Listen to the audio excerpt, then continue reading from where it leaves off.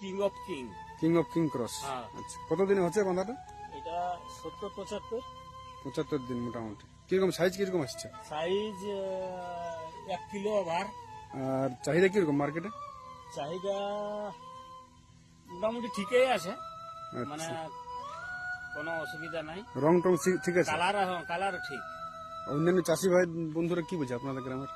চাষি সবাই এটা মোটামুটি চয়েস করছিল, চাষ করা চলবে। এই যে এখানে আসছিল আমার কাকার বেটা, হুম। ও এটা মতামত দিছে, বলছে আচ্ছা, একটা আমরা জ্যৈষ্ঠ মাসে গিরাই, আর জ্যৈষ্ঠ আষাঢ় মাসে আপনি একটা ফার্স্ট ট্রিপ যেটা আষাঢ়ে লাগায়, হ্যাঁ না, হুম।